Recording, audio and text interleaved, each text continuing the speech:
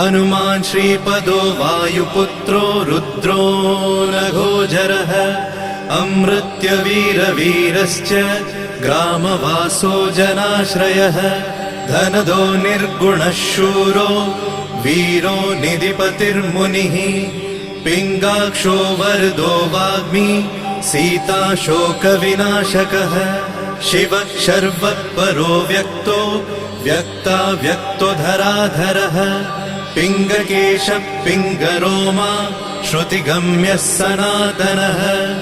अनादिर्भगवान् देवो विश्वहेतुर्जनाश्रयः आरोग्यकर्ता विश्वेशो विश्वनाथो हरीश्वरः भर्गो रामो रामभक्तः कल्याणप्रकृतिस्थिरः विश्वम्भरो विश्वमूर्तिर्